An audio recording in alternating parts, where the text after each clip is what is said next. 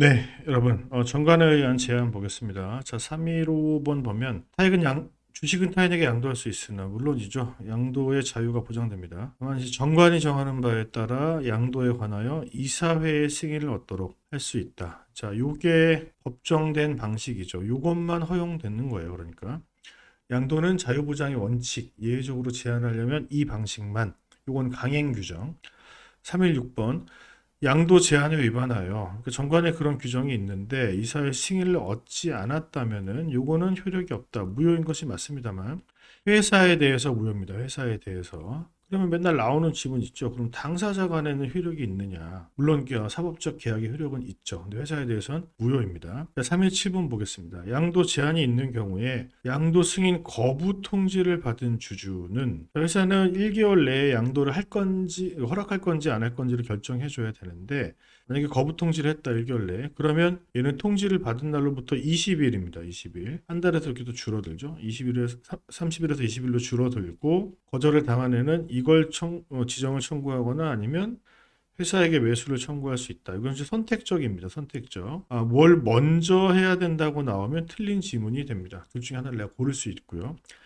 자, 318번. 그래서 제가 거절 당했는데 상대방으로 지정해 줄 것을 청구했다. 둘 중에 하나를 고른 거죠. 근데 이걸 이제 얘가 결정해 주거든요. 이사회가 결정해 줬을 때 상대방으로 지정된 애가 있을 거잖아요. 얘는 10일입니다. 얘가 이제 선택을 하는 거예요. 10일 내에 지정해 주세요라고 했던 주주에 대해서 매도를 청구할 수 있습니다. 물론 방식은 서면으로. 나한테 팔아. 물론 요 권리도 형성권이기 때문에 이사회가 지정해 준 사람이 매도 청구하면은 나는 이제 뭐 팔아야 돼요. 근데 문제는 가격입니다. 이 가격 결정은 당연히 협의가 우선적인 방식이죠. 그런데 보통은 뭐 안 되면 법원에 가야 되는 거. 이 순서는 다 맨날 똑같죠. 가격 결정은 협의가 원칙, 안 되면 법원. 이제 319번 보겠습니다. 매우 중요한데요. 양도에 관해서 이사의 승인을 받아야 되는데 주식을 취득한 자, 이 취득한 자라는 표현이 매우 중요해요. 자, 취득한 자는 주식의 종류와 수를 기재한 서면으로 취득의 승인을 청구할 수 있다. 이게 뭐 얼핏 잘 이해가 안 되죠. 이게 무슨 소리냐면 그 상황 자체는 먼저 내가 양도를 하고 사후에 승인을 청구하는 이런 경우에 대한 얘기입니다. 그때 주식을 사는 사람도 이사회에게 물어볼 수 있는 거죠. 나 괜찮아? 라고 물어볼 수가 있는데 그때 법문의 표현이 주식을 취득한 자라고 되어 있단 말이에요. 이 말뜻은 적어도 먼저 했지만 당사자 간에는 양도의 효력이 발생했어야 한다. 이런 뜻이에요. 이게 매우 중요합니다. 그렇다면 어떤 교부가 있어, 뭐의 교부가 있어야 효력이 발생하죠? 그렇죠. 주권의 교부 같은 것들이 있어야 효력이 발생하는 겁니다. 그래야 걔가 물어볼 수 있는 거예요. 만약에 주권의 교부가 없었고 양도 효력이 발생하지 않았다면 물어볼 수가 없는 거죠. 자, 321 아니고죠. 320번이네요. 20번 보겠습니다. 양도 제한이 되어 있는 경우인데 이에 반하는 양도는 회사에 내가 주주임을 주장할 수 없고 회사에 대해서 무효니까요. 자, 그리고 회사가 얘를 주주로 인정하는 것도 당연히 안 됩니다. 무효인데 회사가 지위를 부여해 줄 수는 없죠.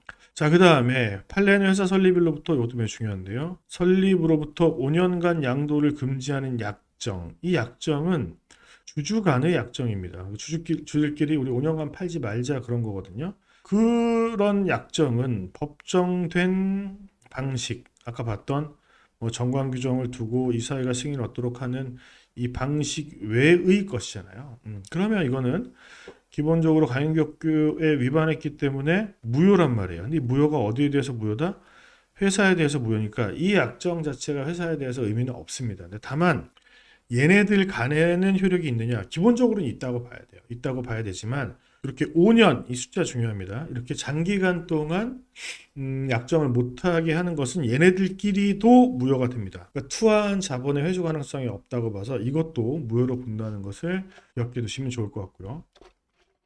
자, 다음 보겠습니다. 주주의 지위는 주식 매수권을 행사한 때가 아니라 회사로부터 주식의 매매 대금을 지급받은 때에 이전된다. 이건 뭘 물어보는 거냐면 이 주식 매수권이 잘 아시겠지만 권리는 형성권이잖아요. 그러니까 행사한 바로 효력 발생하니까 이거 사라고 그러면 회사한테 바로 뭡니까? 주주의 지위를 잃어버리는 게 아니냐? 그게 아니죠.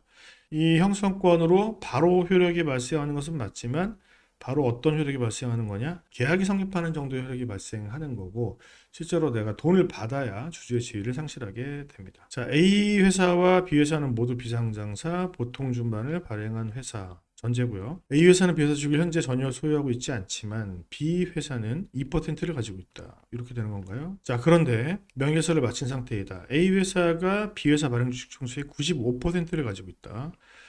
그러면 이 회사 입장에서 지분을 이만큼이나 갖고 있는 얘를 우리는 뭐라고 부릅니까, 여러분? 그렇죠. 지배주주라고 부릅니다. 그 상태에서 A 회사가 B 회사의 다른 주주, 5% 나머지 주주들이죠. 소수 주주들. 얘네에게 주식의 매도를 강제로 청구할 수 있는 권리가 있죠. 매도 청구를 하기 위해서는 다만 이렇게 된 애들이 얘한테 강제로 주식을 뺏어오는 것이기 때문에 이거는 절차적인 어떤 장치들이 있습니다. 그게 바로 뭐냐면 주주총회 승인이에요. 승인. 승인이라고 하면 됐으니까 당연히 보통 규율일 텐데 이걸로 가름할 수 있느냐 이런 규정은 없어요. 이런 규정이 없습니다. 324번 지배주주는 회사의 경영상 목적을 달성하기 위해서 필요한 경우 미리 주주총회 승인을 얻어 소수주주에게 보유한 주식의 매도를 청구할 수 있다. 자, 방금 한 그 얘기인데 중요한 얘기는 경영상 목적 그리고 주주총회 승인 이 두 가지가 필요합니다. 그리고 미리라는 표현이 나와 있기 때문에 사후적으로 추인하는 거 안 되겠고 이런 실질적인 목적도 필요하고 절차도 지켜야 되고요. 청구할 수 있는 권리 물론 이건 이제 강제로 매도 청구하는 겁니다. 형성권이겠죠. 근데 이것도 강제로 하는 것이다 보니까 뭐에 대한 문제가 생기겠습니까? 그렇죠. 가격에 대한 문제가 생긴단 말이에요. 325번. 소수주주의 주식은 지배주주의 매도 청구가 주주총회에 승인된 때 주주에게 이전되는 것이 아니고 대금의 지급이 이루어져야 이건 아까 나왔던 얘기죠. 강제로 주식을 사고 팔고 하는 경우에는 전부 다 정산이 끝나야만 주식이 이전되는 것이 맞습니다. 자, 326번.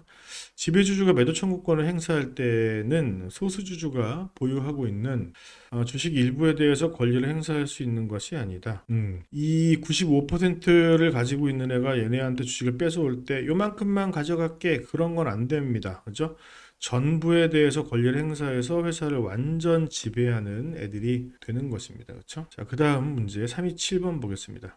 지배주주로부터 매도 청구를 받은 소수주주는 이게 형성권이기 때문에 바로 이제 계약이 성립하는 효과가 생기겠고 얘가 돈을 받아야 얘가 지위를 잃게 되는데 청구를 받은 날로부터 2개월 내에 매도하여야 한다.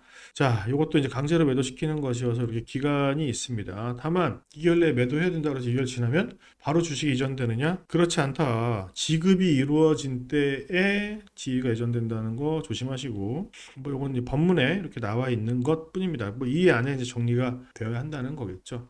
328번 보겠습니다. 모회사가 자회사의 지배주주에 해당하는지를 판단함에 있어서 자회사의 자기 주식은 이게 중요한 표현입니다.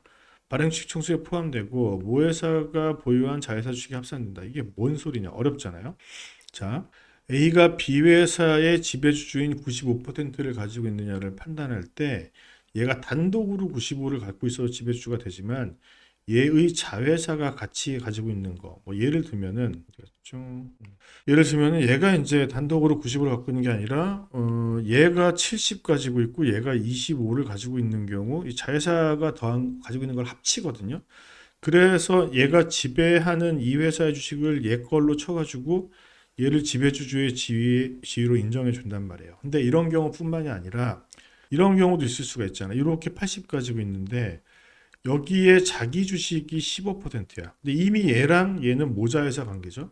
그때 이 자회사가 가지고 있는 이 주식을 여기다가 더해서 얘를 지배주주로 볼 수 있느냐? 입니다. 근데 자기 주식이, 특히 여기서 말하는 자기 주식이 안 된다는 얘기가 없기 때문에 이걸 허용된다고 보는 것이 판례의 태도예요. 판례의 태도가 되겠습니다. 자, 주식 기타 부분부터는 다음 영상으로 같이 보도록 하겠습니다.